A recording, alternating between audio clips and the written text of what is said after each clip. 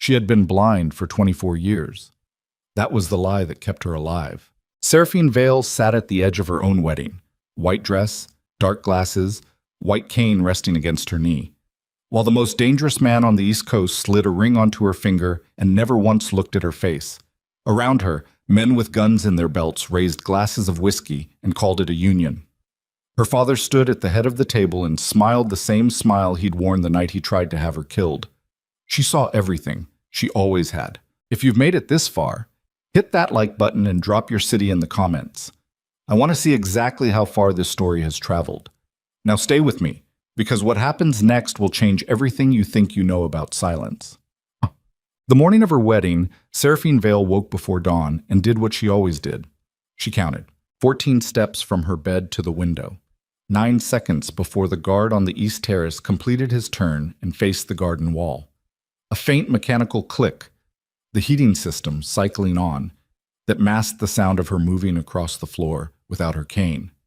She pressed 2 fingers against the cold glass and watched the grounds below, cataloging every shift change, every new face. Every small deviation from routine with the same systematic patience she'd spent 24 years building into something close to a weapon. Outside, the Vale estate was already awake.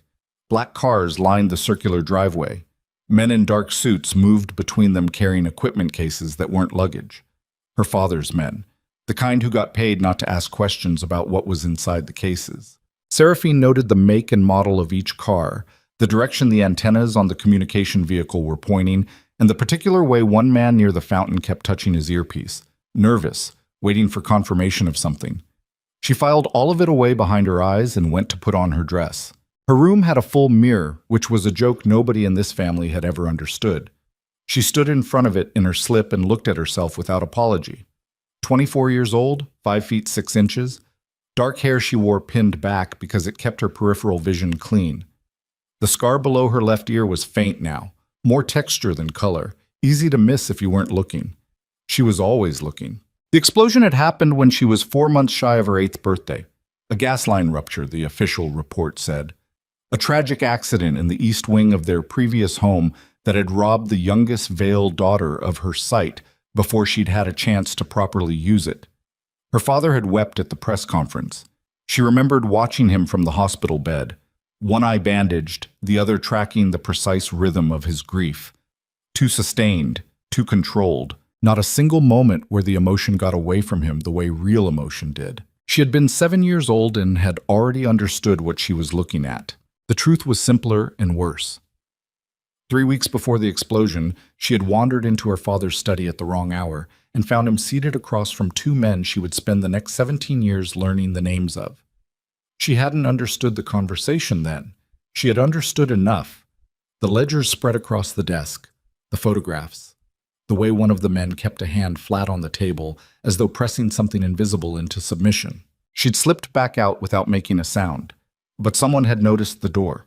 The explosion was supposed to solve the problem. Instead, it created a different one. When the smoke cleared and the doctors delivered their verdict, permanent bilateral vision loss, corneal destruction, irreversible. Her father had looked at her hospital bed with an expression she cataloged carefully and stored away. Not grief, not guilt. Something closer to recalibration.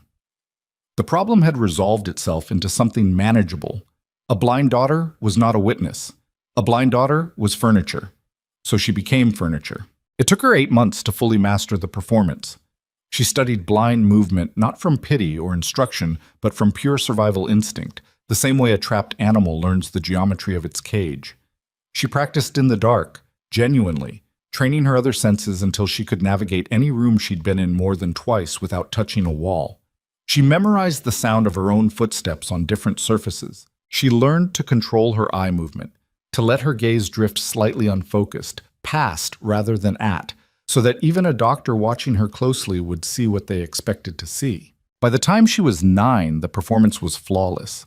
By the time she was 12, she understood it was permanent. She put on her dress now with the same unhurried care she gave everything. The zipper was on the left side, accessible without assistance. She'd made sure of that when the seamstress came, asked, through her handler, for the closure to be repositioned, citing sensory comfort. The seamstress had nodded and made the change without question. Nobody questioned the blind girl. That was the whole point. Her sister Dominique knocked and entered without waiting for an answer, which was also a routine Seraphine had long since stopped expecting to change. "You're already dressed." Dominique's voice carried the specific edge of someone who had expected to find her in disarray. "I thought you'd need help." "I managed." Dominique crossed to the mirror. Seraphine heard the particular sound of her heels on the hardwood, the slight drag on the left side that Dominique had never corrected because she didn't know anyone was paying attention, and stood behind her without touching her, looking at her own reflection most likely. Dominique was 28 and had spent most of those years understanding every room through the lens of how she appeared inside it. "You look presentable," Dominique said finally. "Thank you. I want you to know I didn't ask for this." Seraphine reached for her cane, which leaned against the vanity in its precisely placed position. "I know. Father made the decision. The Darko family was insisting on a veiled daughter, and I had reasons." "I'm sure you did." The pause that followed had a shape to it. Dominique was deciding whether to say the true thing or the comfortable thing. Seraphine waited without moving, feeling the room's small air currents shift as her sister stepped closer. "He's not a good man, Seraphine. None of them are. I mean, specifically, Lucien Darko. The things I've heard—" "Dominique!" Seraphine turned toward her, angling her face just past her sister's shoulder in the way she'd perfected. Present but not quite meeting the eyes, always just a degree off.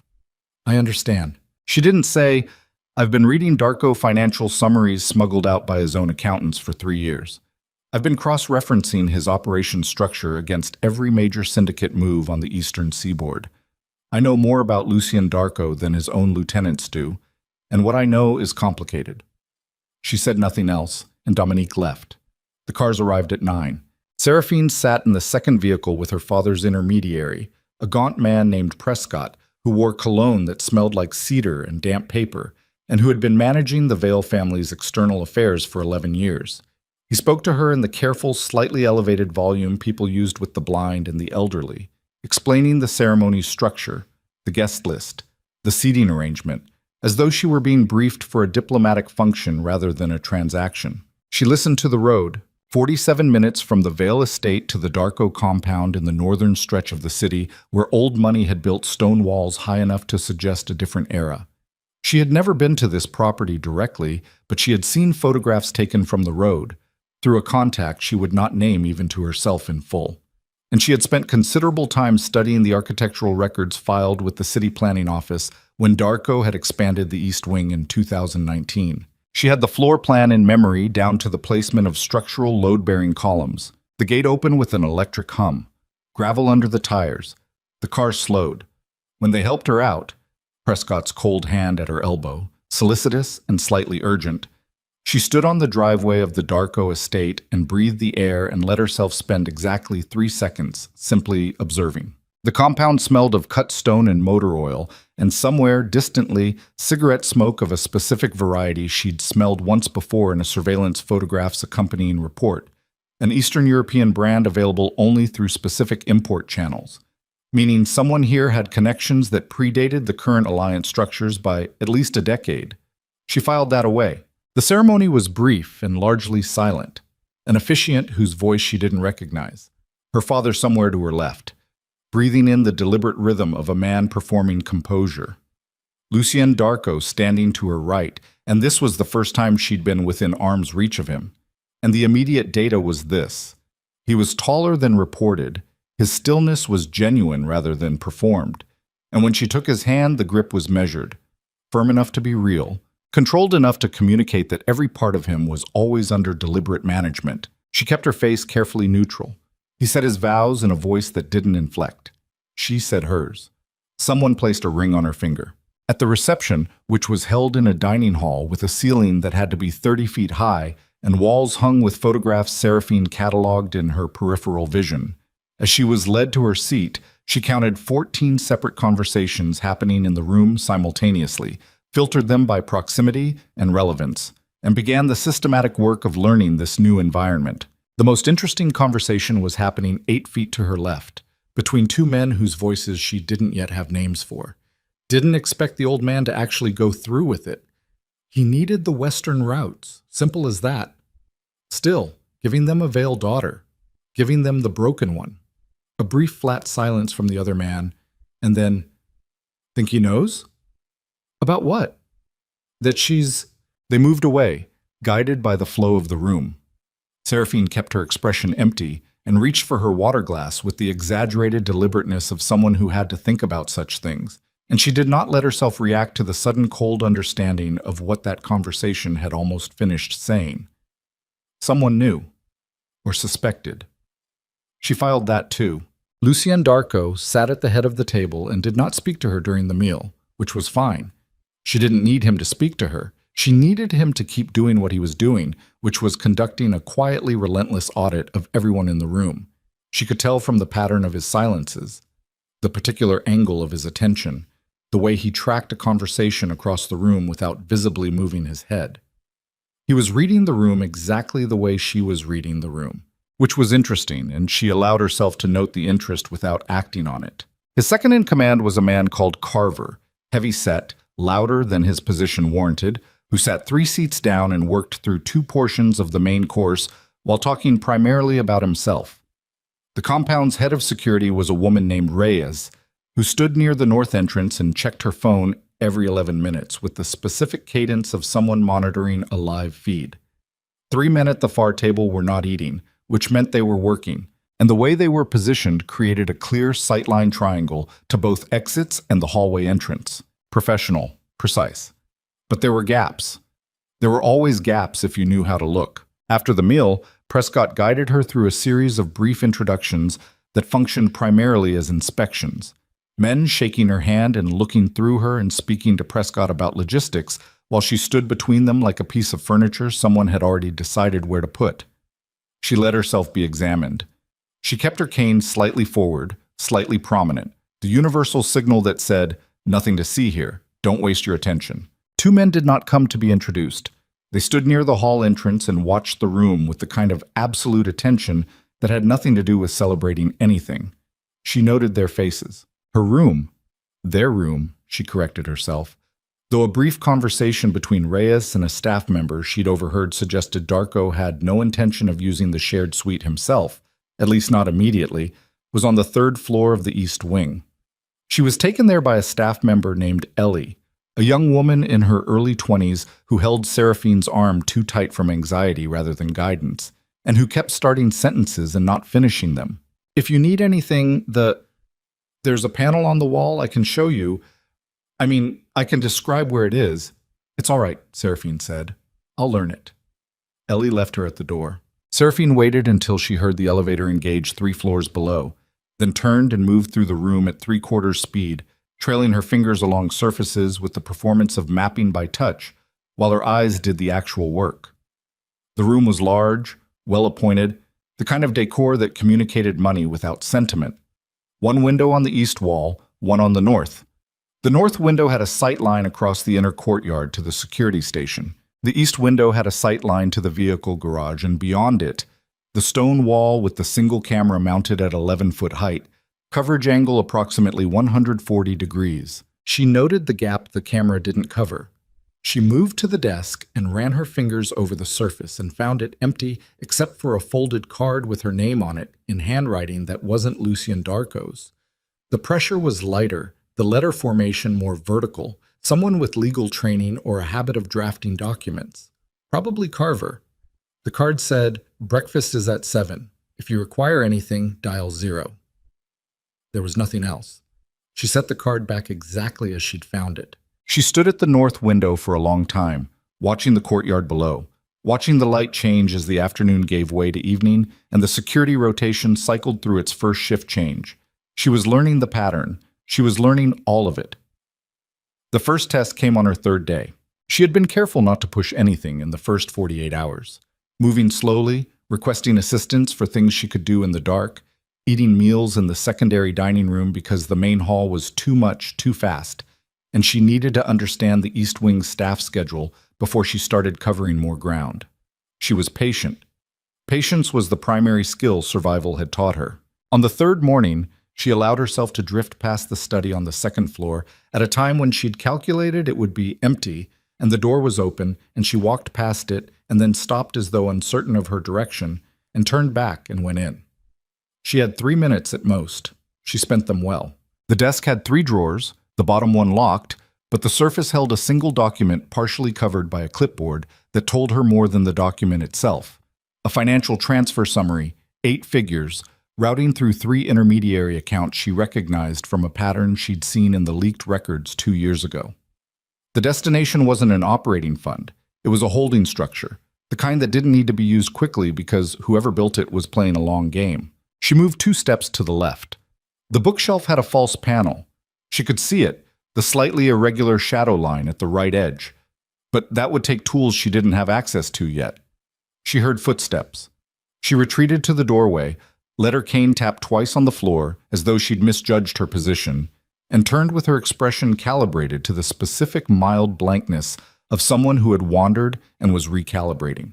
The man who appeared at the end of the hall was one of the 2 she'd noted at the reception. He stopped when he saw her. Mrs. Darko. The title sat awkwardly in his mouth. This hallway isn't... The staff can escort you if you need... I apologize, she said. I turned the wrong way from the stairs. He came to guide her back, and she let him, and while he walked beside her, she listened to his breathing pattern and the slight irregularity in his gait. Old injury, right knee, and the tell in his voice that said the interruption had made him nervous in a way that went beyond security protocol. He hadn't wanted her near that room. That was very useful. On the 5th day, Lucian Darko spoke to her for the first time directly. She was in the East Garden, which she'd been granted access to for daily air, and she was seated on the stone bench near the fountain with her hands in her lap and her face turned slightly upward in the way she'd learned communicated peaceful vacancy to anyone observing, while she was actually tracking a conversation happening between 2 men near the garden wall about a shipment delay and the specific port inspector who'd caused it. She heard him come. His footfall was quieter than it should have been for a man of his size, and she'd noted this before. He moved with the deliberate quietness of someone who'd spent time in environments where noise created problems. He sat on the far end of the bench without preamble. She turned her head toward him, 3 degrees to the right of actual eye contact. "Do you want something?" he asked. She considered the question. It was direct enough to be either rude or honest, and she didn't yet have enough data to know which. "I want," she said, "to not be in the way." A silence. "That's all?" "For now." She heard him exhale slowly, a kind of sound that meant he was revising something. People did that around her more than they knew. They'd built an expectation, found it wrong, and hadn't decided what to replace it with yet. "Carver says you went into my study," he said. "I got turned around," she said. "The second floor layout is still—" "I know the difference," he said, "between someone who got turned around and someone who didn't." The silence that followed was a different kind. She held very still. "I'm not accusing you of anything," he said, and the precision of the qualifier told her he was a man who was careful about exactly what he committed to. "I'm telling you that particular hallway is sensitive." "I understand." "Do you?" Not a question. "Yes," she said. He stood. She heard him pause. One of those pauses that meant someone was deciding something about you. And then he walked back toward the house without elaborating, and she sat in the garden until the 2 men near the wall finished their conversation about the port inspector, and then she went inside and wrote down everything she'd heard in the notation system she'd developed over a decade. A shorthand she'd never written down anywhere before because she'd never had a permanent location to keep it, pressing it into the pages of a journal she kept inside a false-bottom cosmetics case that nobody had ever thought to search because nobody searched a blind woman's cosmetics. She was in this compound now. She had access to things she'd been working toward for years. And Lucian Darko, who was supposed to be just another wall she'd be hidden behind, had looked at her. Or looked toward her, she reminded herself, because he still believed she couldn't see his face, with the specific attention of someone who didn't fully believe the story they'd been given. That was dangerous. That was also, she admitted to herself in the privacy of her own mind, something she hadn't expected. The second week moved differently than the first. She had been mapped as harmless, which meant the estate's operations didn't slow down for her presence the way they had in the first careful days. Conversations continued when she entered rooms. Documents stayed on surfaces. Men whose salaries required them to be invisible to civilians moved through the halls with their radios on, their status reports barely lowered to accommodate the woman with the cane who sat in the corner and didn't appear to notice anything. She noticed everything. She learned that the financial siphoning she'd detected in the study documents was ongoing and systematic, and that it was being run through 3 different operational accounts by someone with inside access to Darko's treasury structure. She learned that one of the senior captains, a man named Holloway, who had an office on the first floor and a voice like gravel, was meeting weekly with a contact she couldn't yet identify at a location outside the compound without logging it in the security schedule. She learned that Carver, the second-in-command who filled every room with his own narration, was privately afraid of something. She could hear it in the too-fast way he finished sentences in certain conversations, the way he positioned himself near exits in meetings. She filed all of it. She was building a map of something much larger than this house. On the 14th day, she found the first direct evidence of what had been done to her. It was in an old filing cabinet in the basement, a cabinet she'd had no reason to approach except that she'd heard a staff member mention it in passing as belonging to a previous administrator, the kind of remark that suggested old and therefore possibly overlooked. She went down in the early afternoon when the basement level was quietest, navigating the stairs without her cane, moving fast and sure in a way that would have ended her entire performance instantly if anyone had been watching. Nobody was watching. The cabinet's bottom drawer held documents that predated Darko's acquisition of the property by 12 years. Documents that should have been removed or destroyed and hadn't been because whoever left them hadn't thought they mattered. They were financial records from a joint operation between 2 families, one of them named Vale.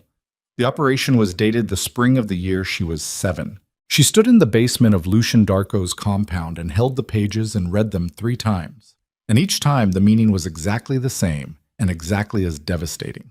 The explosion that had supposedly taken her sight had been contracted. The specific payment structure used, broken into thirds, released over a 6-month period, was a pattern she'd seen before in documents related to other operations from the same era. It was how certain things were paid for when you wanted distance between the decision and the result. Her father's signature wasn't on these pages, but the structure his operation used was like handwriting. She knew it. She had always known it, if she was honest. She had constructed the shape of this truth from fragments for 17 years without letting herself name it directly, because naming it meant accepting that she was already living in the aftermath of an attempted murder, that every meal at her father's table and every family occasion and every brief managed conversation about her condition had been a performance staged on top of an act of violence against her. She stood there for a moment longer than she should have. Then she put the papers back exactly as she'd found them, went upstairs, sat in the east garden, and breathed. Across the courtyard, through the glass panels of the ground floor meeting room, she could see Lucian Darko standing at the head of a long table surrounded by captains, listening to a report with the particular stillness she'd cataloged as his mode of processing information he didn't yet have a response for. She watched him without expression. She had come to this compound as furniture. She was beginning to understand she might need to become something else entirely. The specific shift happened on the 18th day. She had done nothing that should have been visible. She had maintained the performance precisely. Cane, glasses, the practiced vacancy of expression, the slightly delayed response to direct address that had fooled everyone for 2 decades. She had been careful. She was always careful. But that afternoon, a meeting happened in the room adjacent to the secondary sitting room where she'd been placed with a cup of tea she didn't particularly want. The door between the rooms wasn't quite fully closed. The meeting was between Lucian and 2 men she'd been tracking, a financial administrator named Grice and a logistics coordinator named Park. And the subject was the missing funds. "It's not a rounding error," Lucian said, and his voice through the door had a different quality than it did in the open rooms of the estate. Quieter, which paradoxically made it more intense. 4 separate accounts. 18 months. Tell me what that is. We're still tracing the routing. I know what the routing looks like. I'm asking you what it means. A silence. Someone inside, Grice said finally. Someone inside with treasury access and enough patience to run it slowly so the quarterly audits don't flag it, Lucian said. Yes, which means someone I trust. She heard him move, the creak of the chair he favored in that room, the one near the window. What I cannot figure out is how they knew which accounts to touch. You need the actual structure, not just access. You need to know how the categorization works. Only a handful of people know the categorization. I know, he said. That's the problem. She sat very still with her tea cooling in her hands. She knew the categorization. She'd worked it out from the documents she'd been absorbing for weeks, mapping it against the external financial patterns she'd been tracking for years. She had the answer to what he was asking. She had known it for 6 days. She also knew that saying so would require her to explain how she knew it. She stood up, crossed to the door, and knocked on the frame. The conversation stopped. "I'm sorry," she said to the silence. "I believe I took a wrong turn again." A pause, and then Lucian's voice, careful and very precisely neutral. "This door was closed." "I know," she said. "I'm sorry." She turned and moved back toward the main hall, counting her steps, listening to the specific quality of the silence she left behind her. There were two possibilities. He believed she'd wandered, or he didn't. That evening at dinner, they ate in the same room now, a convention that had developed without either of them formally arranging it. He said nothing to her about it. He spoke to Carver about a supply route. He asked Reyes about the exterior camera that had been malfunctioning since Tuesday. He ate methodically. The way someone ate when eating was fuel rather than experience. And when Carver pushed back his chair and excused himself, and Reyes followed, and they were briefly alone in the room for the first time, he said without turning to look at her, "Park." She kept her face carefully still. "Park is the access point," he said. "Not the source, but the access point. The categorization leak came from him." He wasn't asking her to confirm it. He was testing whether she would react. She reached for her water glass with measured deliberateness, her face angled just past his, and she said, "I wouldn't know anything about that." The silence lasted 4 seconds. "No," he said. "Of course not." He stood and left. She sat alone in the dining room and looked at the glass in her hand and understood that the space between them had just changed its shape, and that whatever came next was going to be different from anything she had planned for. Outside, the city stretched away from the compound walls into the dark, and somewhere in it, her father was waiting for an alliance that was already something other than what he thought it was. And the men who'd tried to kill her when she was 7 were still operating, still moving their money through their invisible structures, still believing that the girl they'd tried to erase was nothing more than a shadow in a room nobody watched. She set down the glass. She was going to take them apart. All of them. But 2 nights later, before she'd fully decided how, she heard something that changed the timeline entirely. A conversation, hurried, hushed, in the north corridor at 3 in the morning, between Carver and a voice she didn't recognize over a phone on speaker, the words partially obscured but 3 phrases reaching her with complete clarity through the gap under her door. "Vale family wants it done before the month ends. The blind one won't be a problem. Lucien doesn't know yet, but when he finds out..." Then footsteps, rapid, and the conversation ended. She lay in the dark with her eyes wide open. They were going to move against Lucien. And somewhere in the structure of that plan, her father had already decided what to do with her. She had 2 days, maybe less. She didn't sleep. She lay on her back in the dark with her hands flat against the mattress and her eyes open, and she ran the math on what she'd heard. The words came back in exact sequence. They always did. Her memory didn't soften or rearrange the way other people's seemed to. And each time she ran through them, the conclusion was the same. Carver was in contact with someone connected to her father's operation. The timeline was inside a month, and the phrase "the blind one won't be a problem" had been delivered in the tone of someone confirming a decision that had already been made somewhere above their pay grade. She had heard that tone before. The last time she'd been 7 years old and hadn't understood it fast enough. She understood it now. At 4:15 she rose, moved to the desk, and spent 40 minutes in the dark reconstructing everything she had on Carver from memory. His patterns, his contacts, the way his behavior had shifted over the past week in ways she'd logged without fully analyzing. The slightly longer absences from the compound. The phone he used for certain calls that was a different make than the one he carried openly. The way he'd positioned himself at the dining table 2 nights ago, angled toward the exit in a way that wasn't habitual. She had been watching him. She hadn't been watching him for the right reasons yet. At 5:30, she heard the first staff movement in the corridor below, the kitchen crew starting breakfast. and she put her notes away, picked up her cane, and composed herself back into the performance. By 7, she was at the breakfast table, cup of coffee, growing cold, listening to the estate come alive around her. Lucian wasn't there. Carver was. He sat across the table eating eggs with the specific appetite of a man whose conscience didn't disrupt his digestion, and he spoke to the logistics coordinator beside him about a vehicle inspection, and he spoke to the guard who came in with a report about the north perimeter, and twice he glanced at Seraphine in the way people glanced at furniture, checking that it was still in its place.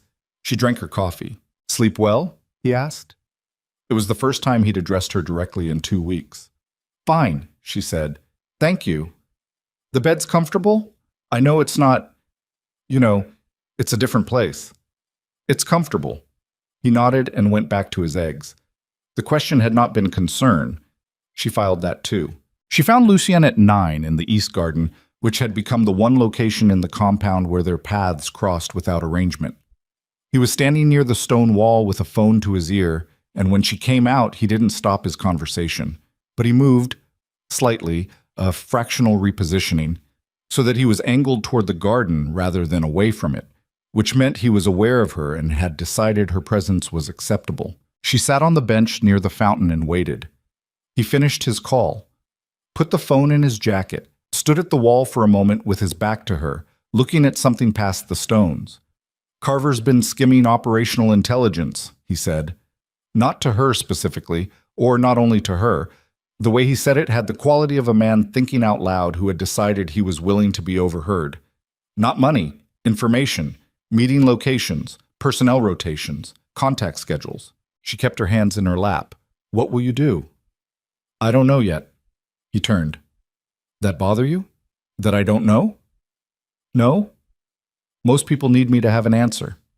"I'm not most people," she said, and then regretted it slightly because it was more direct than she usually allowed herself, and directness created data points. He crossed the garden and sat, not at the far end of the bench this time, but closer. Still a formal distance, but different from before. She heard him exhale slowly, and she knew from the particular rhythm of it that he was tired in the deep way, not the kind of tired that sleep fixed. "My father ran this organization for 30 years, he said. "You know how he kept it together that long?" "No." He let people believe they were getting away with things, small things. He was counting, the whole time, but he let it run. Because the moment you start cutting people out for every small betrayal, you end up with no one left except the ones who are too afraid to move. And afraid people are worse than disloyal ones. They make mistakes. "But Carver isn't small," she said. The silence afterward was the kind she'd learned to read as confirmation. "No," he said. "He isn't." They sat for a moment without speaking, which was itself a kind of conversation, and she was aware of the specific problem she was sitting inside. She had information he needed, and she couldn't tell him how she had it, and every hour she didn't act on it, the timeline shortened. "I heard something," she said. She felt him go still in the way he went still when something mattered. "Last night, in the corridor." She kept her voice even. "I wasn't meant to." "What did you hear?" "Someone talking to Carver. About a plan. Something involving my father's people." She paused. "Something involving the end of this month."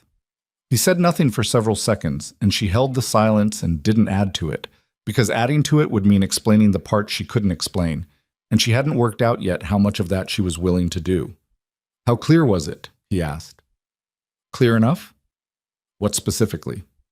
They said Lucien doesn't know yet." Another silence, different from the others. This one had an edge.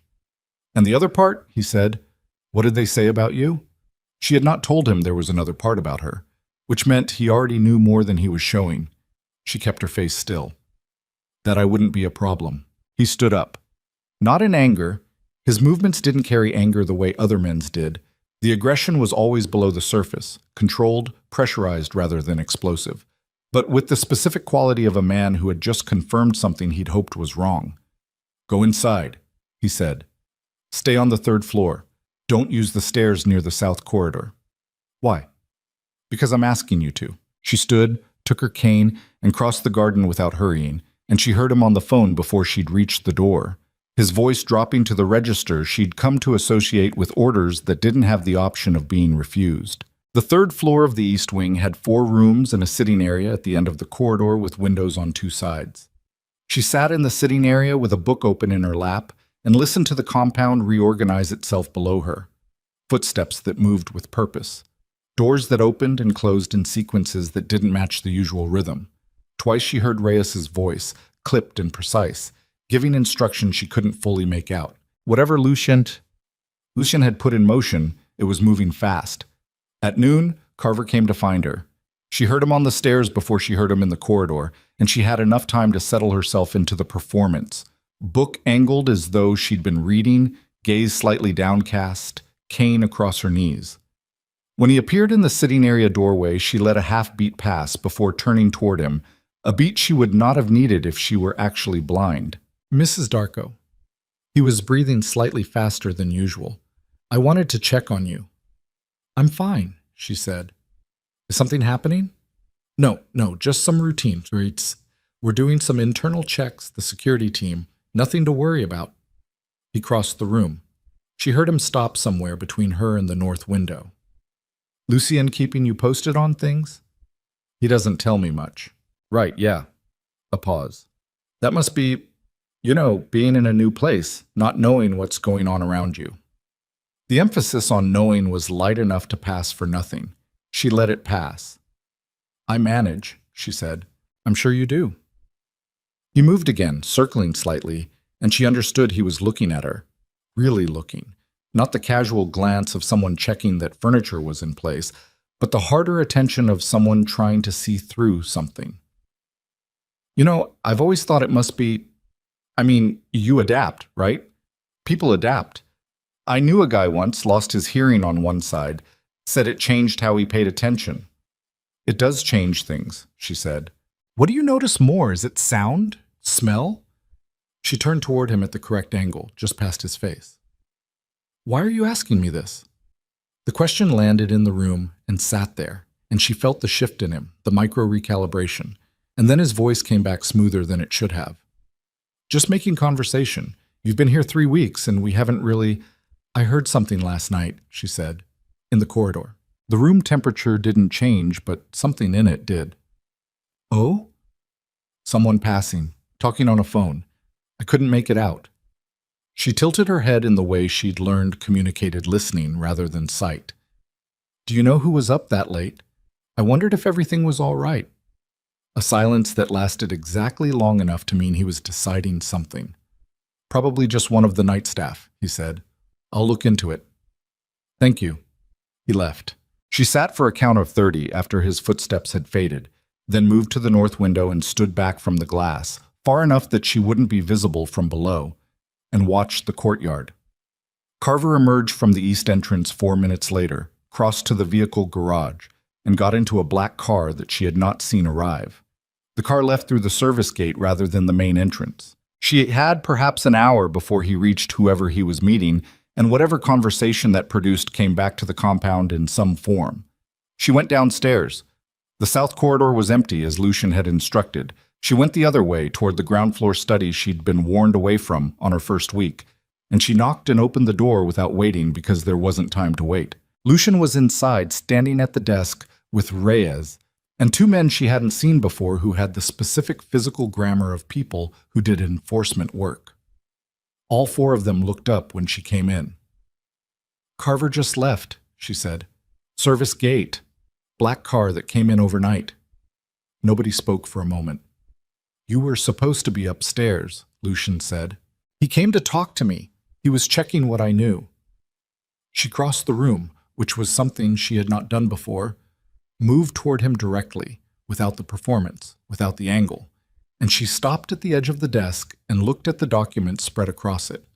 She couldn't look at them directly, couldn't let her eyes track the text with the speed and precision she was actually capable of. She let herself read the first page in her peripheral vision in the 2 seconds she had. "He's meeting your Eastern contact, the one who handles the Port Morris arrangements." Reyes said, "How do you—" "She heard us," Lucian said, and his voice was not angry, which surprised her, though she didn't let it show. 3 nights ago? Through the door? Didn't you?" She looked at him, really looked at him, straight at his face, a mistake, the worst mistake she could make in this room, and she didn't look away in time. The silence that followed was not long. It was perhaps 2 seconds. But 2 seconds in a room this quiet, with a man this observant, was an enormous amount of time. "You should go back upstairs," he said, and his voice had a different quality now, one she couldn't immediately categorize. "I'll send someone to get you when it's clear." She went. She went back upstairs and sat in the window and watched the courtyard and tried to calculate what he had or hadn't seen in those 2 seconds, and whether it was enough, and what he would do with enough. The afternoon moved the way afternoons moved when something was building. Too slowly in the feeling of it, and too fast in the actual hours. At 3 she heard vehicles in the outer courtyard. At 4 she heard voices raised on the floor below, not in anger but in the concentrated urgency of people coordinating. At 5, Reyes came to the sitting room and told her to move to the interior bedroom, the one without external windows, and to stay there. She moved to the interior bedroom. She sat in the dark. The light was off, and she hadn't turned it on because she didn't need it, and habits were habits. And she listened to the compound's sounds and tried to construct what was happening from the audio architecture of it alone. At 6:17 she heard 3 shots from the direction of the north perimeter, not suppressed, sharp, flat, professional spacing, someone who knew what they were doing. Then silence. Then voices again, the coordinated kind. At 7, Lucien opened the bedroom door. She'd turned on the lamp by then, and she was sitting in the chair with her hands folded and her face arranged. He stood in the doorway with his jacket gone and his sleeves rolled and a cut across the back of his right hand that had bled and been wrapped with something improvised. And he looked at her for a moment in the lamplight. "Carver," she said, "he won't be meeting anyone else?" She absorbed that. "And the contact at Port Morris?" "Detained." He came into the room and sat on the edge of the desk that faced her chair, which was the closest they'd been in a room alone. And he rested his wrapped hand on his knee and looked at her with the particular expression she'd been trying to read for weeks and still couldn't entirely decode. "Your father sent 4 men with Carver's package. Instructions for after." "After what?" "After a change in leadership." He said it flatly, the way you said things that would shatter other people if you let them. "The package included your exit." She understood what exit meant in this context. "I see," she said, and the words came out perfectly level, which cost more than she usually spent on single sentences. "Your father contracted Carver 6 months ago, before the marriage was arranged. He needed Carver in place before he offered you as the alliance, which means the marriage was always the mechanism. Get someone inside the compound, let it run, then close it from within." She sat with that for a moment. The patience of it, the architecture of it. Her father had planned her disposal into the mechanism of her own marriage with the same methodology he'd planned everything, the broken thirds payment structure, the distance between the decision and the result. "You knew," she said. "Before today." "I suspected." He didn't look away. The financials moved in a way that suggested prior arrangement. The timeline was too clean. People don't offer a marriage like this without a reason beyond the stated one. And yet you went through with it. "I needed to know who inside my organization was the access point." He paused. "You were useful. I'm sorry." The apology was genuine enough that it landed oddly. She hadn't been expecting it, and unexpected things required recalibration time she didn't have right now. "You were watching me," she said, "to see what I'd do." "Yes." "And what you saw." He looked at her steadily. "I saw someone who already knew more about my financial structure after 2 weeks than people who've worked here for 5 years. I saw someone who placed herself near sensitive conversations and retained what she heard with a precision that is not typical." He stopped. "I saw someone whose eyes tracked the door when she heard footsteps 14 seconds before a man with a quiet step entered the room." She kept her face still. "I don't know what you are," he said, not unkindly, "but I know you're not what you came here presented as." The room held the weight of it. She had spent 24 years in this performance, had given it everything, and she was sitting in a lamplight room with a man who had just told her the curtain was thin and he'd seen the shape of her through it, and she didn't have a next move that didn't require her to make a choice she'd been avoiding since she'd found those documents in the basement. "My father tried to have me killed," she said, "when I was 7. He didn't react. He was waiting. I've been collecting evidence against him since I was 12. and against the people connected to him. Some of those people, she stopped, chose the next words carefully, are also connected to your organization's recent problems. How much evidence? Enough. Enough for what? Enough, she said, to end it, all of it, if the right person has it at the right moment. He looked at her for a long time. The cut on his hand had bled through the improvised wrap, and he didn't appear to notice. Who else knows what you actually are? He asked. No one. Your father? He thinks he solved the problem when I was 7. He's been operating under that assumption ever since. Something moved across his expression. Not quite what she'd expected, which would have been some variety of calculation, but something closer to the look of a man who has just understood the full dimensions of what he stepped into and is deciding whether that changes anything. You need to show me the evidence, he said. I know. Not because I'm asking. Because whatever is coming next, and something is coming, the 4 men today were the opening, not the whole play. You need someone in this city who can act on what you have, and I need to know the real shape of what's been done to this organization. She stood, crossed to the window she'd been told not to stand near, and stood near it anyway, looking out at the courtyard where lights were on and people were moving and the evidence of the afternoon's events was being methodically cleared. There's something else, she said. Say it. The financial network Carver was feeding. It isn't just your organization. It runs through 3 other families, a sitting federal judge, and 2 city officials. It has been running for over 20 years. She paused. It was built on what I witnessed when I was 7 years old. What I saw in that room before my father tried to erase me. The silence after that was the longest one yet. Seraphine. She turned toward him, and she looked at him directly, fully, without the performance, without the angle, without the careful vacancy, and let her eyes settle exactly where she was looking for the first time in 24 years, and she did not look away. All of it, he said quietly. You've had all of it this whole time. Yes. He stood. He crossed to where she was standing near the window, close enough that she could see the exact expression on his face without any help. And what she saw there was not what she'd spent her life learning to expect from men in his position. Not calculation, not the cold assessment of asset versus liability. It was the specific look of someone who was revising everything they thought they understood about the situation they were standing in. We have a problem, he said. Several, she said. The people who built what you're describing, though, they'll know Carver failed by morning. Yes. Which means they'll move the next piece. Yes.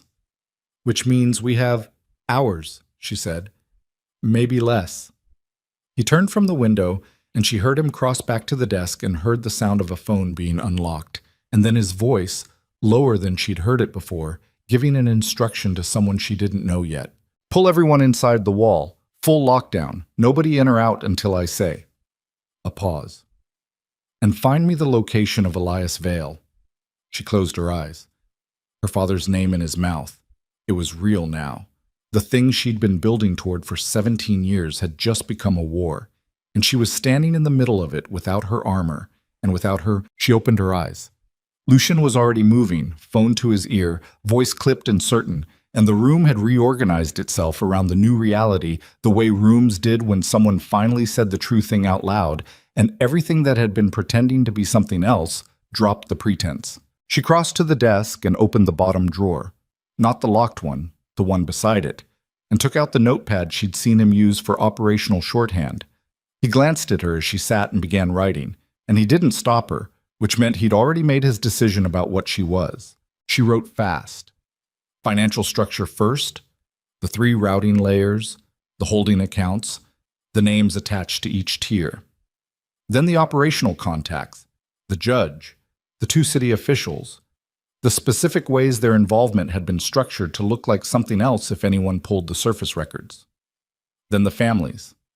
3 of them, not counting the Vales, each connected to the others through the central network in a way that would be invisible unless you had all 3 sets of records simultaneously. She had all 3 sets of records.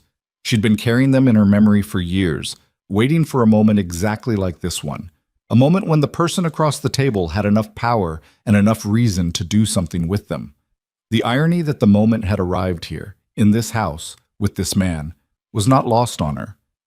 She didn't let herself think about the irony for long.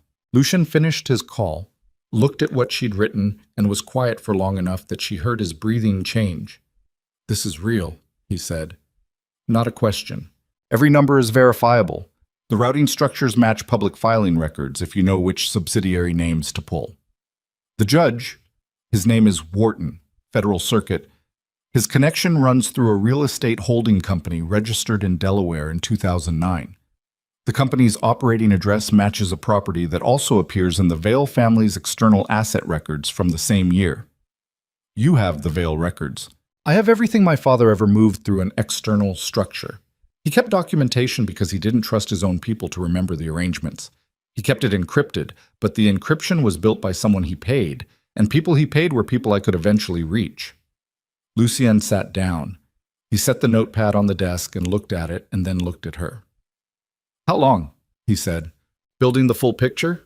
7 years, actively collecting verifiable documentation. She paused. 4. He pushed back from the desk and stood and walked to the window she'd been standing at, and he stood there with his back to her, and she watched the line of his shoulders and read the tension in them the way she read everything, as data, as information, as the physical language of a person processing something that exceeded their prepared categories. "Your father," he said to the glass, "he doesn't know any of this exists. He knows I survived. He doesn't know what I've been doing with the time. And the marriage, he offered me because he thought I was worthless, a blind daughter as disposable collateral, something to give away that cost him nothing." She kept her voice flat. "He didn't know he was handing me access to the one organization with enough reach to actually move against the network." Lucien turned. "You planned this. I planned for a version of it. I didn't plan for Carver. I didn't plan for the timeline moving this fast." "What did you plan for?" "Time," she said. "I needed time inside this compound to verify the last pieces. The connection between your Eastern logistics operation and the network's distribution layer. I had the shape of it, but not the confirmation. 3 more weeks and I would have had it. And now we have hours." He looked at her with the expression she still couldn't fully decode, the one that wasn't calculation, but wasn't quite anything else she had a name for. And then he picked up the notepad and walked back to the desk. "I need everything," he said. "Not a summary, the actual documentation." "I know." "Where is it?" "Not here. Not in this compound." She met his eyes. "I need to make a call." He held her gaze for a moment, and then he put his phone on the desk in front of her and stepped back. She picked it up. Dialed a number she'd memorized 3 years ago and never used. It rang 4 times and went to voicemail, which meant the person on the other end was active and listening and would call back within 10 minutes from a clean line. She set the phone down. "We wait," she said. They waited. It was 9 minutes. The call came back on a number she didn't recognize, which was correct. "It's time," she said into the phone. "Full package. Initiate the transfer to the secondary location. All of it." A pause. "Yes. Now." She hung up. Lucien looked at her. "By morning," she said, "a complete documentation archive will be accessible at a location I'll give you once I know the transfer is complete. Financial records, surveillance logs, meeting transcripts, recorded phone calls, and a 17-year chain of evidence that connects the network from its origin to its current operational structure." "Recorded phone calls," he said slowly. "My father's study had a vulnerability in its audio system that existed from 2015 until 2021, when he had it swept and replaced. 6 years of conversations. The silence that followed was different from all the previous ones. It had a weight to it, a gravity, the specific density of a silence that forms around something enormous. Then Reyes opened the door without knocking, which she had never done before, and the expression on her face was wrong. Not the controlled urgency of someone managing a security situation, but something raw, a crack in the professional surface that meant the information she was carrying was the kind that broke through professional surfaces. "We have a problem," Reyes said. Lucien turned. "Holloway," Reyes said. "He's gone. He took the secondary communications array offline before he left. And he—" She stopped, looked at Seraphine, looked back at Lucien. "He made contact with the Vale estate 40 minutes ago, from inside the compound." The room went very still. "He was here," Seraphine said. The sentence came out quiet and precise, and it didn't shake, which cost her something she'd account for later. The whole time. His access codes cleared the basement archive 20 minutes before the lockdown went into effect, Reyes said. He pulled something from the filing cabinet in the lower storage room. The cold moved through her from the feet up, the specific cold of understanding something 3 seconds before you're ready to understand it. The documents in the basement, the filing cabinet with the pre-acquisition records, the financial evidence that connected the Veil operation to the network's origin, the papers with the payment structure she'd recognized as her father's methodology. She'd found them on her 14th day in the compound and left them in place. Holloway had worked here for years. Holloway had known they were there. He took the documents, she said. Reyes nodded. Seraphine sat very still and ran it. If Holloway had the documents, he had physical evidence of the network's origin that she hadn't yet transferred to the external archive, evidence that was not duplicated anywhere, that existed only in those pages, evidence that could be destroyed before morning, evidence that, destroyed, would create a gap in the chain she'd built that might not be bridgeable. Without the origin documentation, the financial records she had were powerful but incomplete. A defense attorney with enough money could attack the chain of evidence at the point of origin and introduce enough uncertainty to protect the men at the top of the structure, the ones who'd been involved from the beginning, including her father, including the judge, including the people who'd contracted what was done to her when she was 7. 17 years. 4 years of active documentation. And she'd left the one piece she hadn't copied in a basement filing cabinet because she hadn't yet had a secure way to move it. "We need Holloway," she said. "We need those documents back before he destroys them or delivers them." "He had a 40-minute head start," Reyes said. "Where does he go?" Lucien asked, and the question wasn't to Reyes, it was to her. "I don't know his specific safe locations," she said, "but the network has 3 primary staging points in this city. I have 2 of them mapped. The third—" She stopped. Thought. Ran the pattern of Holloway's behavior against what she knew of the network's structure, the weekly off-compound meetings she'd logged, the direction of his car on the 2 occasions she'd been positioned to track it from the window. "The third is east of the port, past the rail depot." "That's a wide area." "I know." She looked at Lucien. "But it's what I have." He looked at Reyes. "Take Marks and Chen. Go now."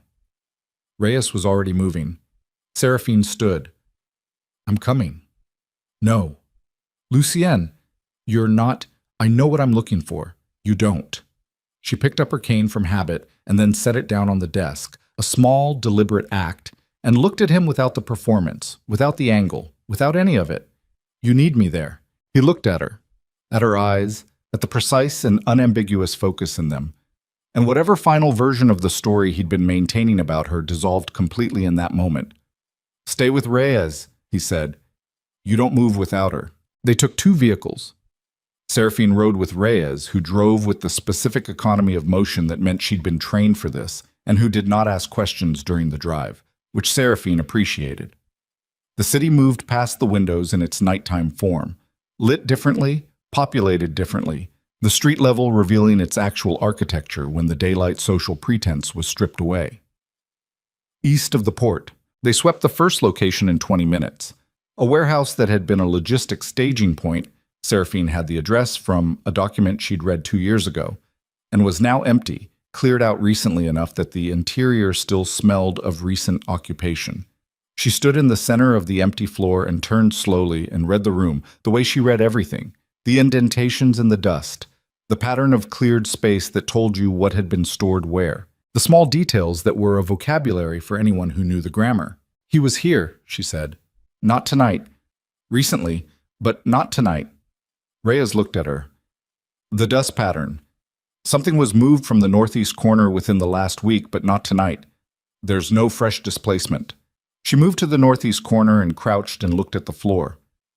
"These marks are from a hard-sided case, medium size, the kind you'd use for document transport." "He was staging for this," Reyes said. "He's been staging for this for at least a week, maybe longer." She stood. He knew before Carver moved. Holloway's been the primary. Carver was the distraction. Reyes had her phone out. "I'm calling Lucien. Tell him the documents were already part of a planned extraction. Holloway's not running improvised. He has a destination and he's already en route. She was moving back toward the vehicle while Reyes talked, running the remaining geography. The second location she had mapped was closer to the rail depot, a building that appeared in the network's external asset records under a subsidiary name she'd cross-referenced twice to confirm. If Holloway was moving a document case and had a destination already prepped, the rail depot adjacency made sense. There was an overnight freight connection that ran east out of the city, and if the documents left with that freight, they were gone. Second location, she said when Reyes got back in the car. Move. They moved. The building was a converted cold storage facility, the kind that didn't appear in current commercial listings because it had been reclassified through a series of administrative transfers that Seraphine had spent 3 months disentangling. It sat behind the rail depot's secondary entrance, accessible from a service road that wasn't on standard navigation maps. Reyes found it anyway. They parked a block short of the service road and Marks and Chen came up on foot from the south, while Seraphine stayed with the vehicle, which was what she'd agreed to and which lasted approximately 4 minutes before the specific silence from the direction of the building, the absence of the radio check that should have come at minute 3, told her something had gone wrong. She got out of the vehicle. She moved up the service road in the dark, and she was not using a cane, and she was not performing anything. She was moving the way she'd trained to move in the dark for 2 decades, fast and quiet and precisely calibrated. And when she reached the building's side entrance, she could hear through the door the sound of a conversation happening in the kind of lowered voice that meant the speakers believed they had control of the room. She pushed open the door. The room was a gutted cold storage bay, fluorescent strips on the ceiling casting flat white light. Marks and Chen were against the far wall, not incapacitated, not restrained, but covered by 2 men with weapons, the specific posture of a standoff that hadn't resolved yet.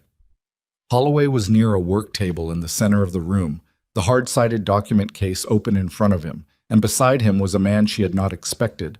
Her breath stopped. Prescott, her father's intermediary. The gaunt man who smelled of cedar and damp paper, who had ridden with her to this compound on her wedding day and explained the ceremony structure in his elevated, helpful voice. Prescott, who had managed the Vale family's external affairs for 11 years, and who she had assessed as a functionary, an administrator, a man whose value was in his organizational precision rather than his judgment. She had been wrong. He turned when the door opened and he looked at her with an expression that was not surprise, which was the thing that told her everything. He had known she would come. He had known what she would do.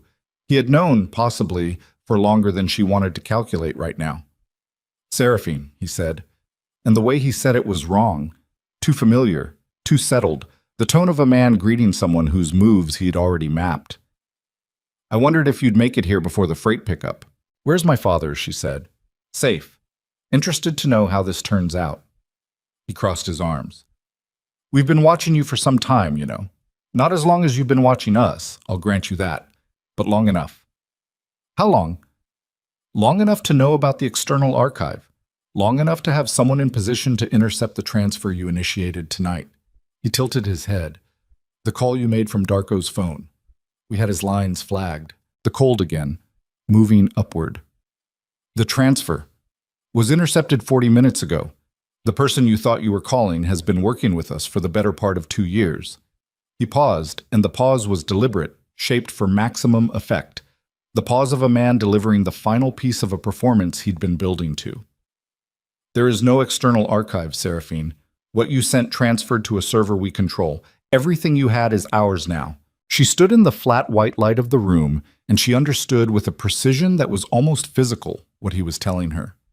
17 years, 4 years of active documentation. The contact she'd trusted with the archive.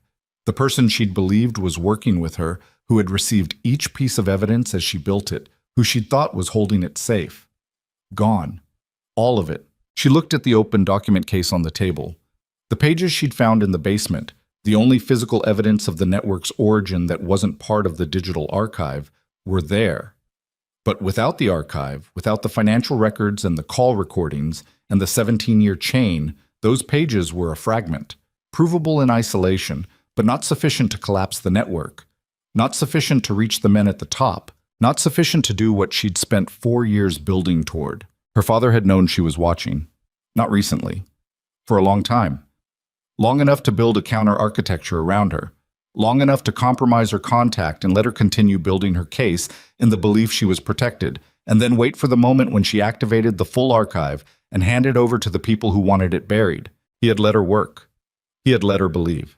He had used her patience and her precision and her decades of careful accumulation as a mechanism to locate and eliminate the evidence before it could reach anyone who could act on it. She had outsmarted a room full of people for 24 years. Her father had outsmarted her. "The document's on the table," Prescott said, moving toward the case. "And then I think we're done here." She looked at Marks. She looked at Chen. She looked at the two men covering them and calculated the distance and the angles and the specific problem of two armed people, and no, she moved before she finished the thought.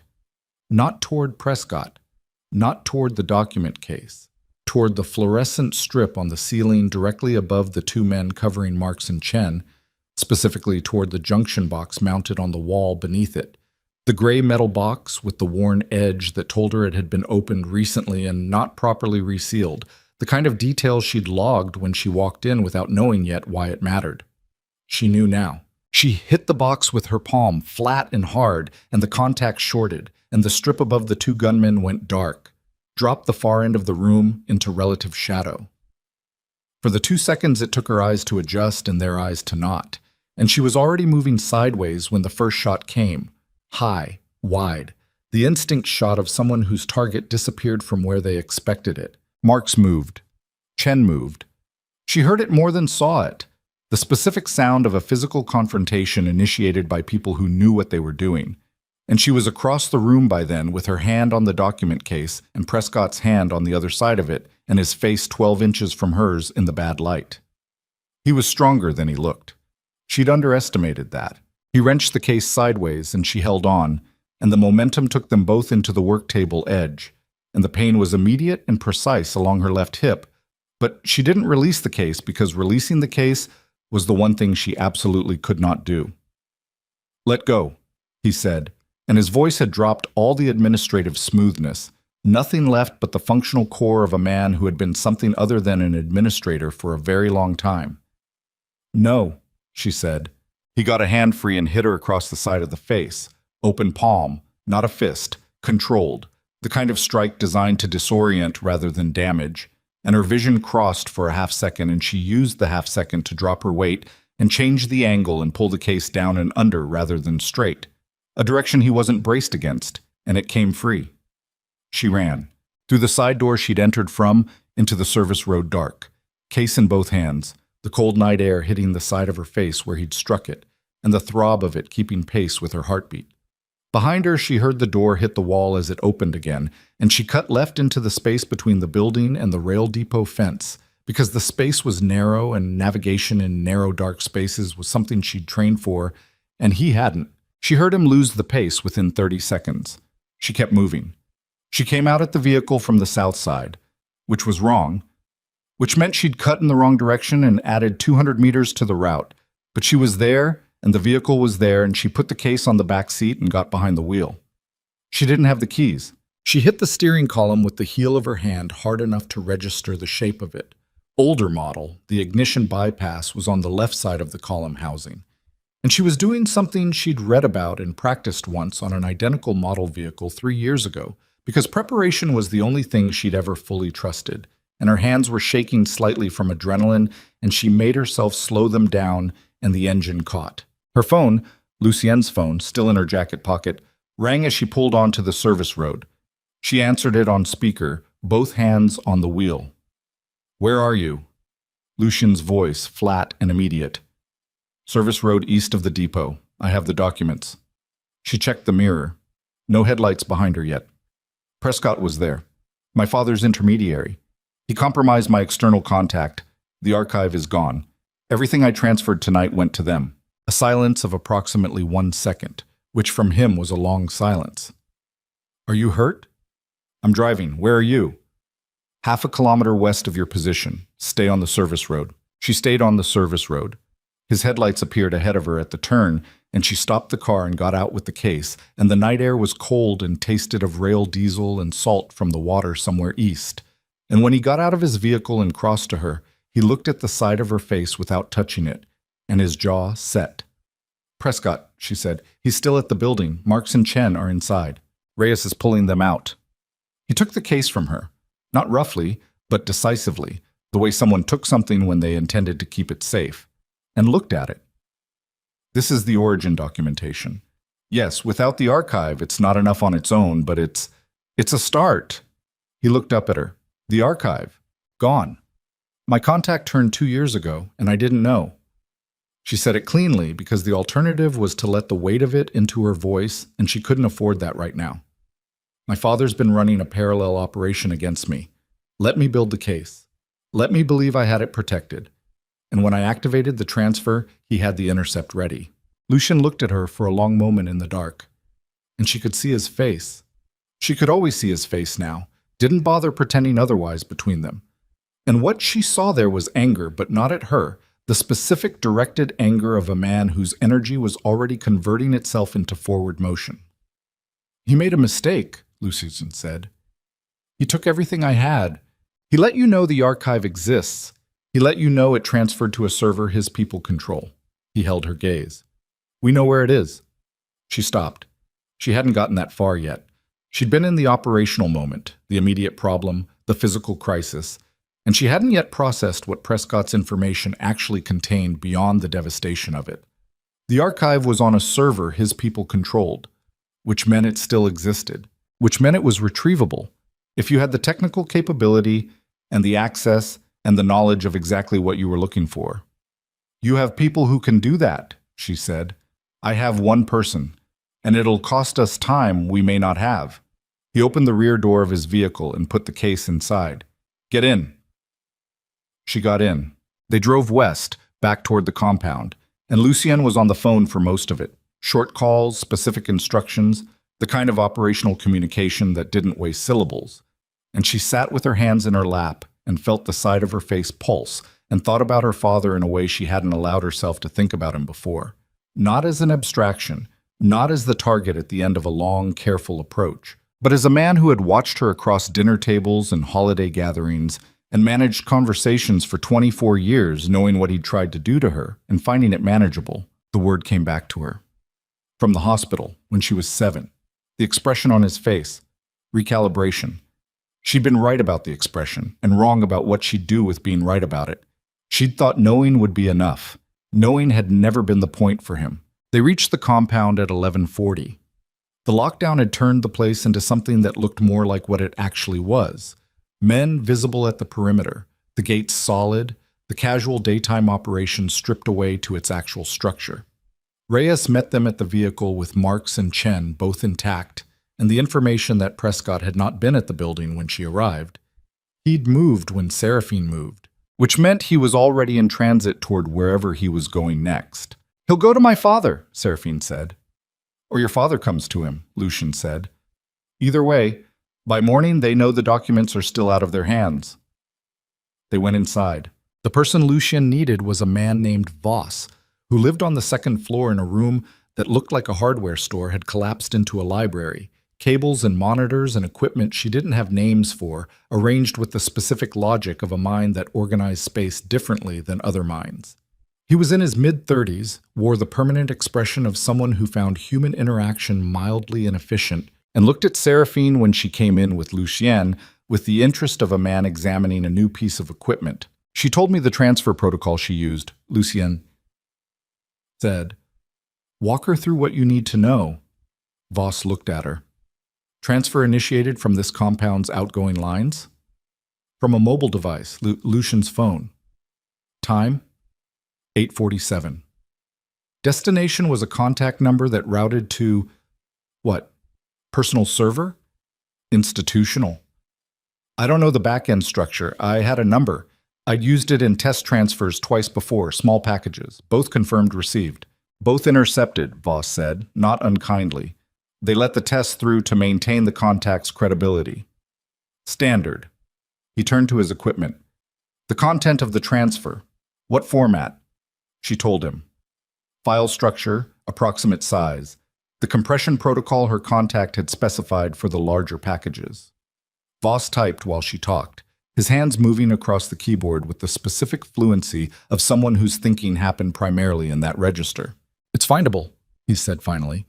"If they haven't moved it off the initial server, they would have been pulling the intercept while managing the physical operation at the depot. They may not have had the resources to do both simultaneously." "How long?" Lucian said. "Depends on what I find when I get in. Hours, maybe less." "You have until 4 a.m.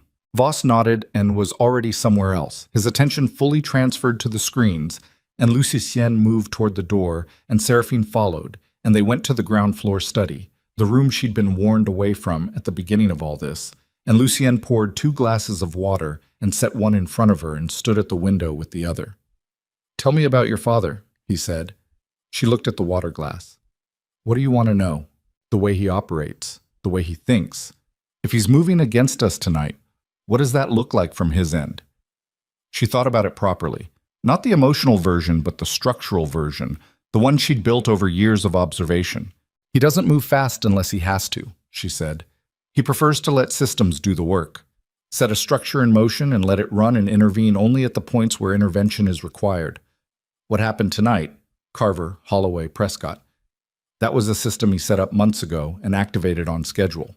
He's not improvising. So if the system didn't close completely tonight, he has a contingency. He always has a contingency." She turned the glass on the desk surface, a half rotation. "The original plan was to eliminate you, retrieve the documents I found in the basement, and confirm my exit before morning. Carver handled the political groundwork inside your organization. Holloway handled the physical retrieval. Prescott managed the archive intercept, 3 separate arms, coordinated, all pointing at the same result. But the arms didn't close. No. Which means he knows it by now, which means..." The compound's exterior alarm went off. Not the warning tone. The full activation, a sound that changed the air pressure in the room, that meant the perimeter had been breached not by a person, but by a force significant enough to trip the full system. Lucien was already moving. She was right behind him. The north wall. 3 vehicles coming through the service gate that Holloway had accessed earlier. The gate that the lockdown should have sealed, but hadn't because the sealing mechanism ran through the secondary communications array that Holloway had taken offline before he left. Her father's contingency. They hadn't closed the loop on the gate. Lucienne saw it at the same time she did, and she heard him say something that wasn't directed at anyone. A single word, low and exact, the specific register of a man absorbing a tactical error and converting it immediately into forward response. "Reyes," he said into his radio, "North wall, all units." The vehicles were inside the perimeter now, 3 of them, moving with the practiced spacing of a planned entry. She counted 4 men per vehicle minimum from the way the weight distributed when they stopped. 12 men, probably more. Her father's contingency was not improvised. It had been ready since before the wedding. She stood at the ground floor window beside Lucien and watched the courtyard become a different kind of place. Lucien's men moving to positions, the geometry of the night reorganizing into opposing structures. And she felt something settle in her chest, a cold clarity that was different from the fear she'd been running on for the past 6 hours, different from the careful management of the performance she'd been maintaining for 24 years. This was the moment she'd been working toward, not the clean version, not the version where she stood in a courtroom with documented evidence and watched the structure collapse under the weight of its own recorded history. The version where it came down to the ground and the dark and the bodies of it. She could work with this version. "The Opera House," she said. Lucien turned. "My father's contingency location. If this goes wrong for him tonight, which it will, he falls back to the place he controls most completely, the place he's had secured for years as a final position." She looked at him. "The old Vantage Opera House on the east side. He's owned the building through a subsidiary since 2017. I've had it in my records for 2 years. I never understood why he held it until now." "Why now?" "Because that's where I was supposed to die when I was 7. The explosion wasn't at our home. It was at an event held at that building, a private gathering my father hosted, a gathering attended by the same people who built the network. He's held that building ever since." She felt the words come out with the flatness of information rather than feeling, and she kept them there. "It's his ground. It's where he finishes things." Lucien looked at her with full attention, the total kind that meant he was making a decision in real time. After tonight, he said, we deal with what's in the courtyard first, and then we finish it. Together, she said. He looked at her for a second, 1 second, and then he nodded and he turned toward the courtyard and she was right beside him. The first shot came from the roof of the vehicle garage, one of Lucien's men, a warning or an opening, and the night broke open from there. Voices, movement, the percussive flat crack of weapons in open air, and Lucien moved into it, and she moved with him. And for the first time in 24 years, Seraphine Vale stopped being the woman in the corner that nobody watched. She moved through this chaos with the specific clarity of someone who had been mapping this compound for weeks. Who knew where the structural cover was and where it wasn't? Who knew the security rotation positions and the sight lines and the 3 locations where Lucien's people would consolidate under pressure? She moved between the positions communicating information, from this cluster of men to that one, crossing open ground in the windows between bursts of fire, the compound's layout running in her head like a blueprint. She reached Reyes at the east corner of the main building and told her where the 3rd vehicle had repositioned after the initial entry, and Reyes moved her people accordingly, and the repositioned vehicle lost the angle it had been working. She reached 2 of Lucien's men pinned at the fountain and told them the man on the garage roof had cover on their right but not their left, and they adjusted. She was not a soldier. She was a woman who had been studying the architecture of violence for 24 years from the position of someone everyone had decided was not a threat. And she had turned that study into a form of precision that was different from what the men in this courtyard had, but not less than it. Lucien found her at the fountain position 20 minutes into it, blood from a cut at his temple that he was ignoring, breathing hard. 3 down on their side, he said. The rest are falling back to the vehicles. Don't let them take the north exit, she said. Holloway is unaccounted for. If he's positioned outside the north wall with a... The shot came from exactly where she'd been about to describe. It came through the gap in the north wall's coverage, the gap she'd noted on her first day when she stood at the window and mapped the camera angles. And it hit the stone column beside Lucien's head, and the fragment of displaced stone opened a cut across her forearm that she registered as heat rather than pain, because the adrenaline was running too high for pain. She pulled Lucien sideways by the arm without thinking about it. They went down behind the fountain base together, and he looked at the position she'd identified in the same instant she'd pulled him and came up with his weapon and put 2 shots through the dark in that direction with the accuracy of a man who had done this more than once. And the second shot connected. She heard it in the sound that came back across the courtyard, the specific sound that ended a position. Holloway. The remaining men from the vehicles were done 2 minutes later. Reyes had 3 of them contained against the east wall. The others had gone. The courtyard was quiet again, the hard, abrupt quiet that followed violence, and Seraphine sat against the fountain base and looked at the cut on her forearm, which was bleeding with the steady commitment of a wound that wasn't critical but wasn't nothing either, and she pressed her other hand against it and looked up at the compound around her. Lucien crouched beside her, took her arm, looked at the cut with the flat practical assessment of a man who'd triaged injuries before and understood which ones waited and which ones didn't. Needs binding, he said. Not stitches. Binding. I know. He tore a strip from the interior lining of his jacket without commenting on the jacket and wrapped it around her forearm with the specific tension of someone who knew what they were doing, and she watched his hands while he worked, and she thought about her father in the opera house, waiting, falling back to the place where he finished things. Voss, she said. Lucien checked his watch. 2 hours left. If he gets the archive back, when he gets it back. He tied off the binding and looked at her. We're not going anywhere until we have it. She looked at the compound wall. The city was out there, dark and vast, and somewhere in its east end a building sat waiting, and her father sat inside it believing he'd finally closed the loop, believing the evidence was gone and the operation was over, and the problem he'd tried to solve when she was 7 years old had finally been resolved. She thought about what she had left. The origin documents, in the case in Lucien's vehicle, still intact.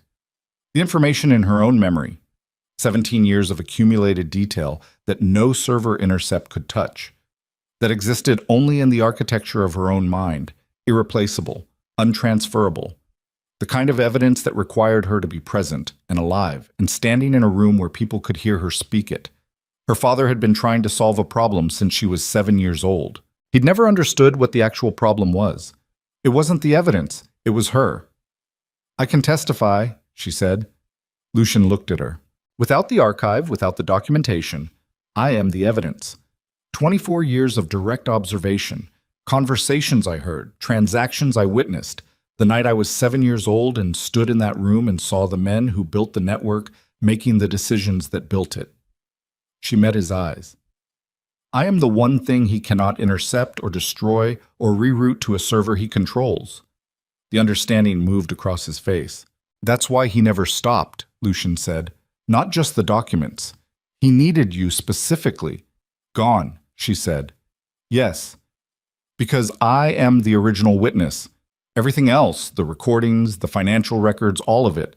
I built it because I was trying to find a way to prove what I already knew firsthand.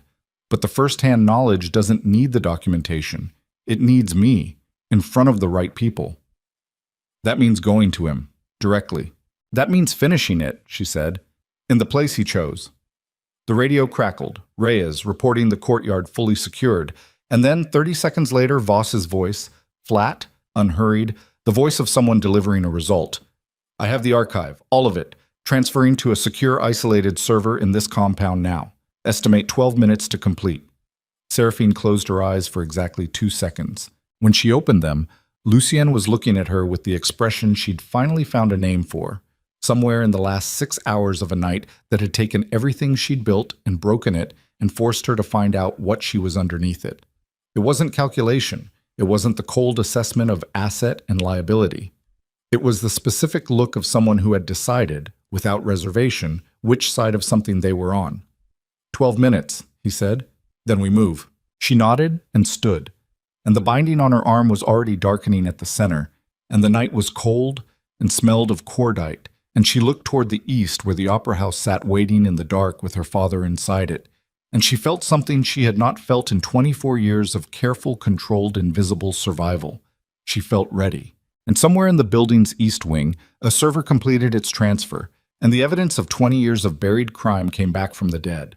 And Elias Vale, who had tried to erase his daughter before she could speak what she knew, was about to find out that the only thing worse than a witness is a witness who spent 2 decades making sure she would never be. The drive east took 19 minutes. Lucian drove. Seraphine sat in the passenger seat with the document case on her lap and her hands flat on top of it, feeling the city move past the windows in the way she'd always felt the city, as texture, as information, as a place that didn't know it was about to change. The binding on her forearm had stopped darkening. The cut at Lucian's temple had dried to a thin, dark line.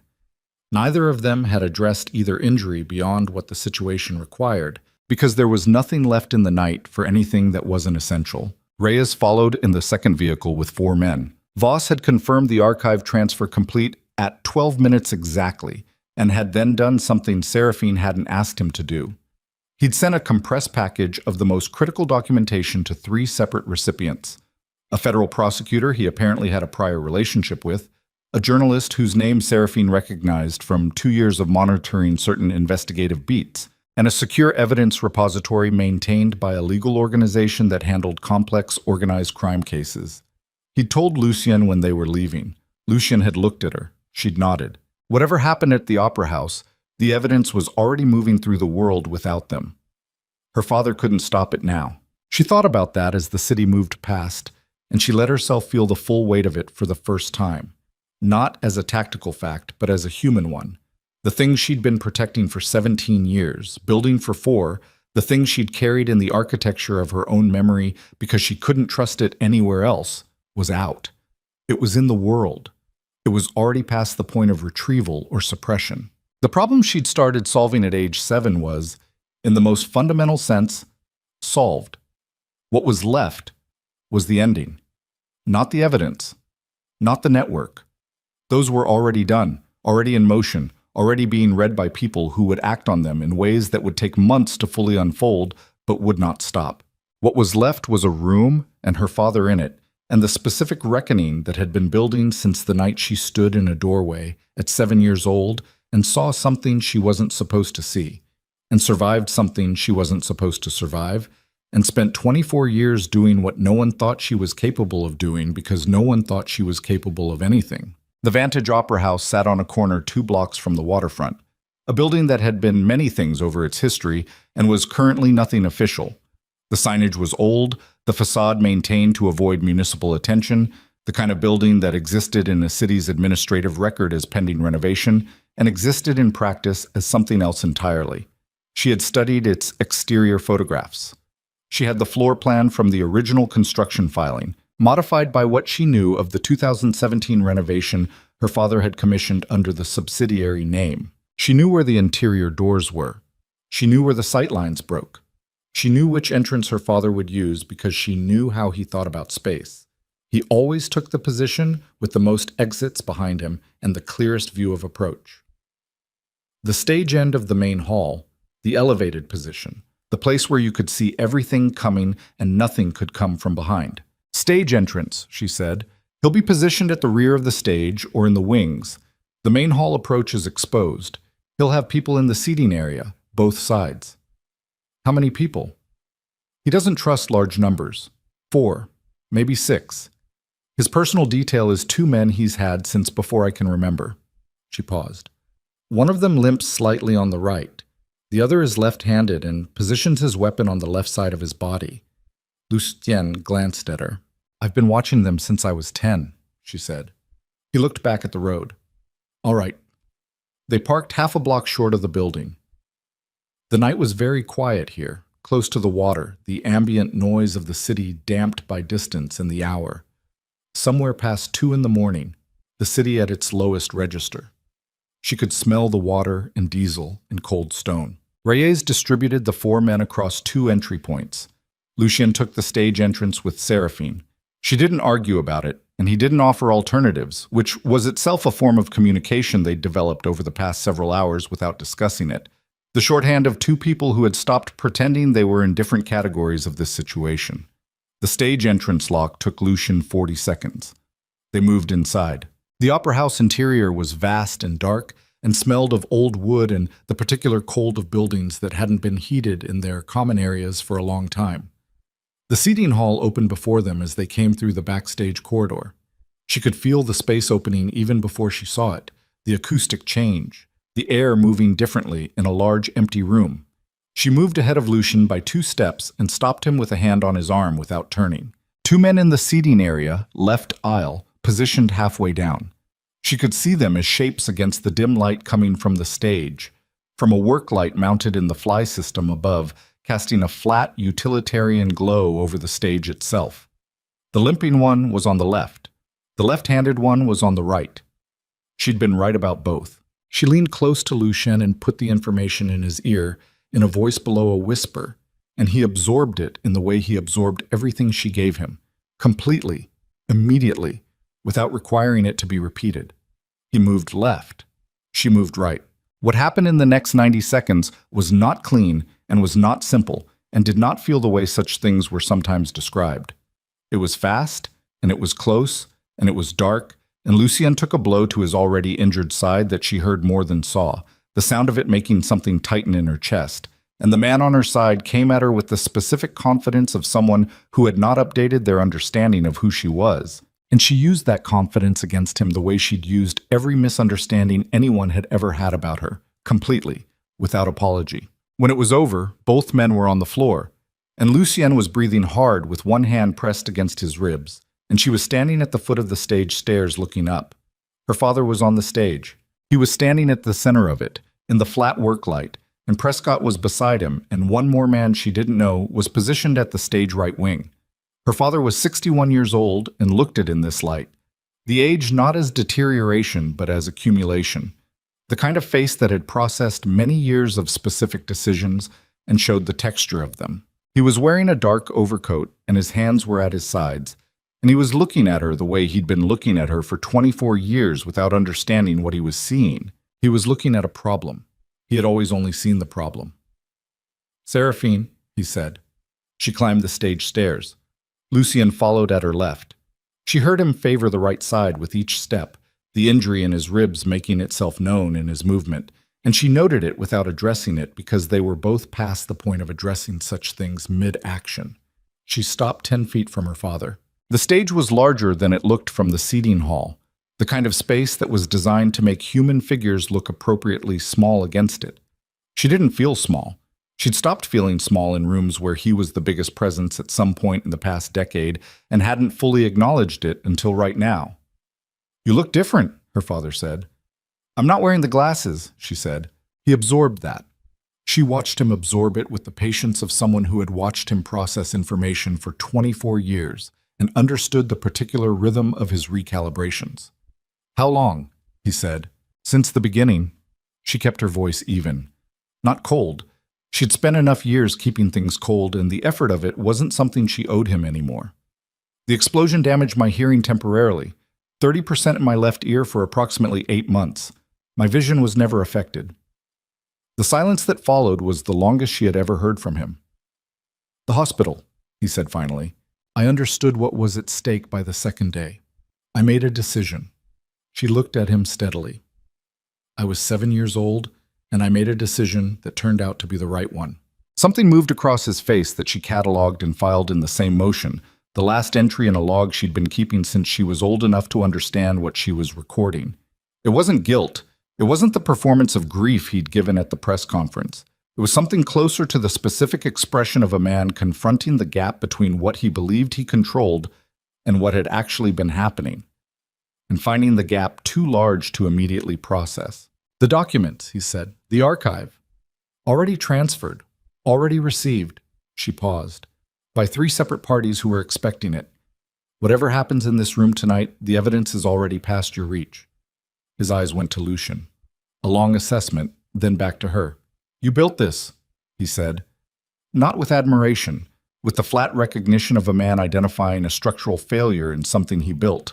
"I built it because you tried to kill me," she said, "when I was 7 years old, in this building." Prescott moved, a slight shift of weight, the kind that preceded action, and Lucien moved faster, and the specific sound of that resolution was brief and final. And Prescott was against the stage floor in a way that suggested he would not be getting up quickly, and the man in the stage right wing had Reyes's team arriving through that entrance at the same moment because the timing Lucian had coordinated from outside was precise. The man her father had positioned there was contained before he'd completed the decision to move, and then it was just the 3 of them on the stage, in the work light, in the opera house where she'd been brought at 7 years old for a gathering of men who built a network on the understanding that what they did in that room would never be witnessed by anyone who survived to speak it. She had survived. She was speaking it. "I've been watching every room you walked into for 17 years, she said. "I have been in every conversation you thought you were having in private. I have every record, every transfer, every meeting, every decision you made, and every decision the men you built this with made. I know every name. I know every amount. I know the judge and the officials and the families and the order in which all of it was constructed." She paused. "I know what you paid to have done here. I know the structure of the payment. I know the name of the man you hired, and I know the 2 other operations he ran for you in the same period, and I have documentation for all of it." Her father stood very still. "The men you trusted," she said, "they're going to spend the next 6 months learning how thoroughly you're documented. Some of them will try to run. Some of them will try to negotiate. The ones who negotiate will use your name first because your name is the one attached to the longest record." She kept her eyes on his face. "You built a network that protected itself by distributing the liability. What you didn't account for is someone who spent 4 years documenting every node of the distribution simultaneously." "What do you want?" he said. The question landed between them, and she felt the particular texture of it. The negotiating reflex. The man who had spent his life converting problems into transactions trying to find the price of the current problem. "I don't want anything from you," she said. He looked at her. Really looked at her. Perhaps for the first time. The way you looked at someone when the story you'd been telling yourself about them had just collapsed entirely, and you were seeing the actual person where the story used to be. She let him look. She had nothing left to hide from him, and no performance left to maintain, and the feeling of that, the specific weightlessness of standing in front of the man who had defined the shape of her entire existence and having nothing left to manage or conceal, was something she hadn't anticipated and couldn't fully name. "You're not going to," he started. "You're going to be arrested," she said. Probably within the week, the federal prosecutor who received the archive tonight has been building an organized crime case for 3 years that was missing its connective tissue. I just gave him all of it. She looked at him for a long moment. I didn't come here to do anything to you. I came here because this is where it started, and I wanted you to hear it from me directly, in this room. Hear what? He said, and his voice had lost its register. Not broken, not emotional, but diminished. The voice of a man whose operational confidence had been the foundation of his selfhood, and who was standing on ground that no longer existed. That I saw you, she said. That night when I was 7 years old, I came into your study and I saw what was on that desk, and I saw the men you were with, and I saw your face when you realized I'd been there. And I have seen every version of you since then. Across every table, every managed conversation, every occasion you performed a father's concern, and I have seen through every single one of them. She stopped. Let the silence hold. You thought you erased me. You didn't. You made me. He said nothing.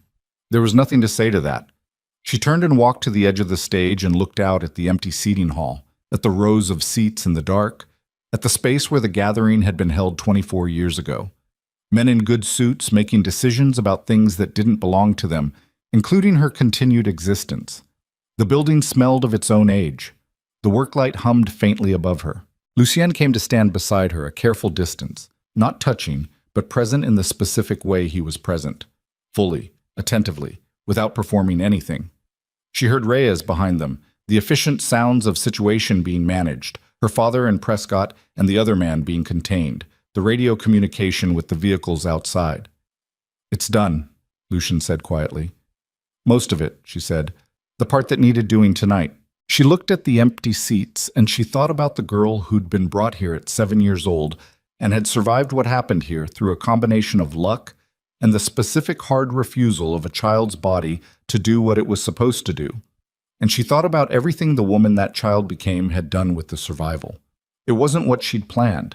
It was something she hadn't known how to plan because she hadn't known this version of herself was possible. The one standing on a stage in an empty opera house with the evidence already in motion and the network already coming apart, and the man who'd tried to erase her standing behind her in the same room where he'd tried it. She had not needed rescuing. She had not needed anyone to believe her. She had needed time, and she'd taken it. The months that followed moved with the particular pace of consequence. Slower than crisis, faster than healing, the specific rhythm of a world reorganizing itself around new information. The federal prosecutor moved within 9 days. The judge, Wharton, was the first arrest because his was the most immediately provable connection. 3 decades of documented influence in cases that could be reopened, financial transfers that matched the record exactly. The city officials followed within a week. The families took longer, their legal resources buying time that didn't ultimately change the direction. Elias Vale was indicted on 47 counts across 3 jurisdictions. He entered the process with the same controlled composure he'd brought to everything, and it lasted through the arraignment and approximately 2 weeks into the discovery period, at which point the volume of documentation produced by Seraphine's archive apparently constituted an event horizon from which composure could not escape. His attorneys began negotiating. Dominique called twice.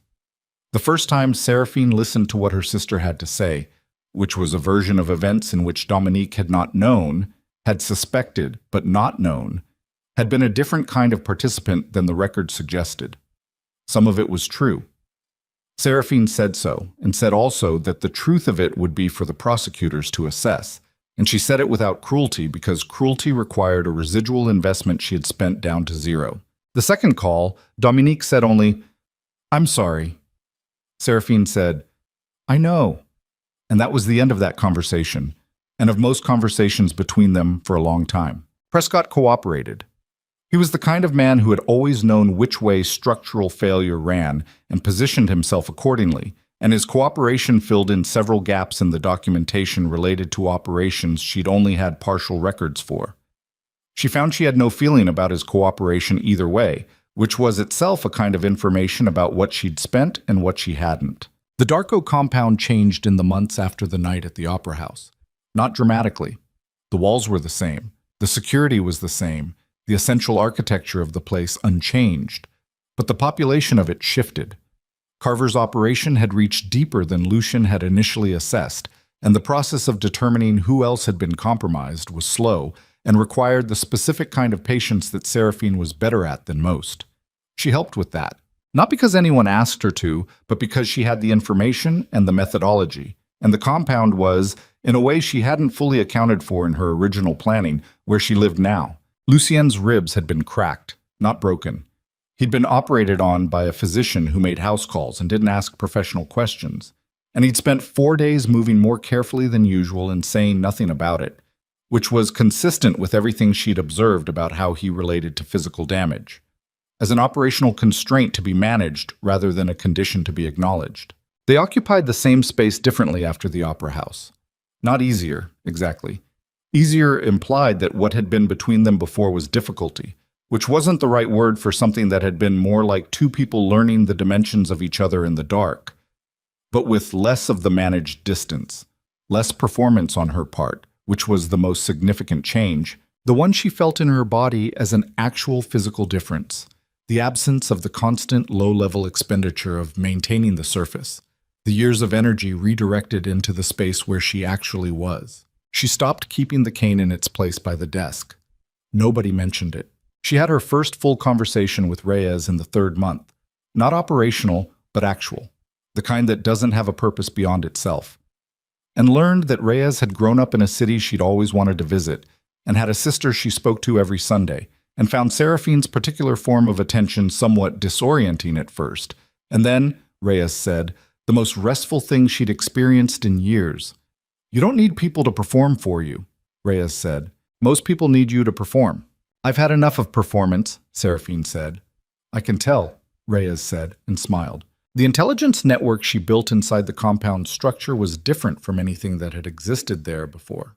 Less hierarchical, more patient, built on the understanding that information was most useful not when it was weaponized immediately, but when it was understood fully before it was moved. She wrote no protocols, created no official role for herself. She simply did the work, the way she'd always done the work, and the work accumulated into a structure that other people began to rely on, and then began to understand they couldn't operate as well without. Voss came to her in the 4th month with something he'd found during the archive analysis. A secondary set of records her contact had maintained that she hadn't known about. A parallel documentation of the contact's own activities over the 2 years he'd been working against her. She read them in an afternoon. They confirmed what she'd suspected. He'd been turned not by money, but by fear, a specific threat made against a specific person he cared about, the kind of leverage that worked on people who had something left to lose. She found she understood that. She didn't forgive it.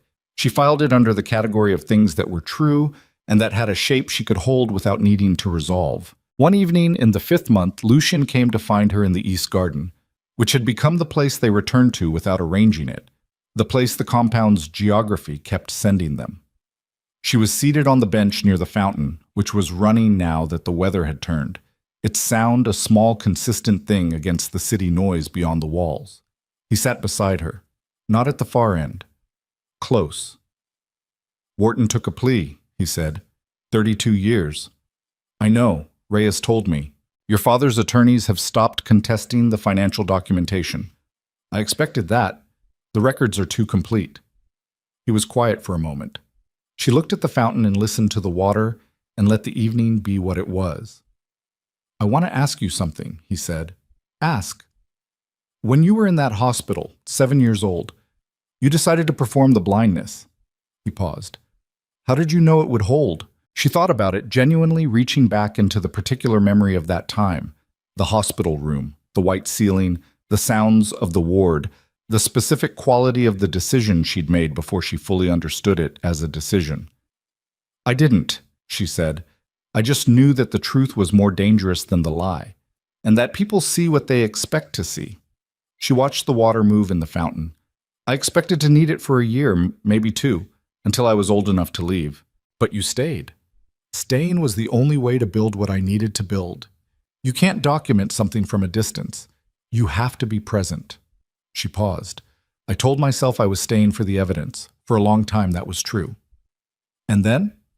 She considered the question honestly, the way she'd learned to consider things now that the performance was gone, without the buffer of management, directly, with the slight discomfort of actual exposure. And then it became the thing itself. she said. Not the means to an end, the work, the observation, the understanding of how things actually moved beneath the surface of how they appeared to move. She looked at him. It was the only thing I was ever entirely myself doing. He held her gaze. You're still doing it. Yes. Here. Yes. The words settled between them with the weight of an admission, which it was. And she let it sit there without qualification because qualification was a form of management and she was done managing. He reached over and picked up her hand from her lap, not with urgency, not with the pressure of something needing to be communicated, but with the specific deliberateness of a man who did things intentionally and whose intentions meant what they appeared to mean.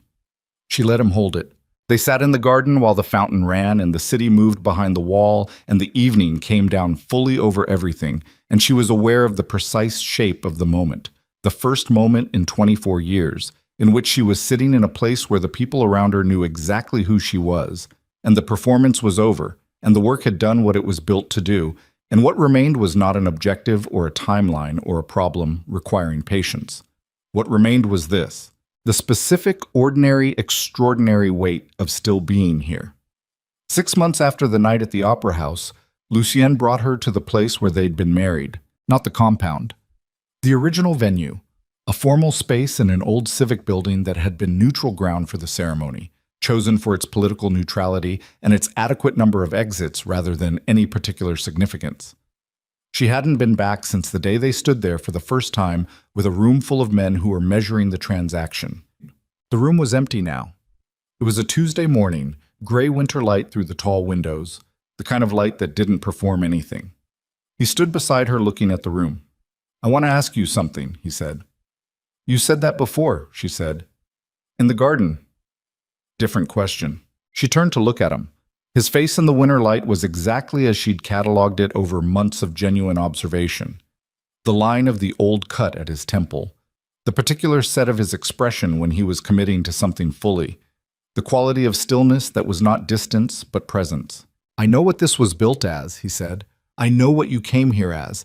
I know none of it was what either of us agreed to, and I know what it cost you, and I know that I was part of the mechanism that cost you things before I understood what I was part of."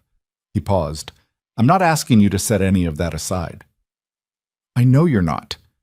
I'm asking—" He stopped, looked at the room, then back at her. "I'm asking what you want, not what's useful, not what completes the work. What you want." The question sat in the empty room in the winter light, and she felt it land in the particular way a true question landed. Not one that had an obvious or tactical answer, but one that required the kind of honesty she'd only recently learned she was capable of. The honesty of a person who had nothing left to protect. She had spent 24 years knowing exactly what she was doing and why. She had spent them being more certain of her own methodology than anyone had ever been certain of her. She had built something out of nothing, out of a disaster someone else had made of her childhood, and she had built it precisely and patiently and entirely on her own terms. She was still herself. She was more herself than she had ever been in any room. "This," she said, "just that." He looked at her for a moment, and the expression on his face was the one she'd spent months learning and had finally, in the last weeks, stopped trying to categorize and simply received. The expression of a person who had found something they hadn't known to look for and had decided, without reservation, to hold it carefully. He took her hand the same way he had in the garden, deliberate, intentional, meaning exactly what it appeared to mean. They stood in the winter light in the empty room, and outside the city moved through its Tuesday morning, and the network she had spent 17 years documenting was unraveling itself through the legal system at the pace such things moved, and the man who had tried to erase her at 7 years old was sitting in a room somewhere accounting for what he'd done, and the work was done, and the performance was over, and she was standing in a room as exactly and completely herself as she had ever been in her life. She didn't need him to see what others had missed. She didn't need anyone to. She had always been the one doing the seeing. What she had now, this particular Tuesday, this particular hand in hers, this particular life that had survived everything it had been asked not to survive, was something she had not built and had not planned and had not found a way to document. It was simply true, and the truth of it was enough.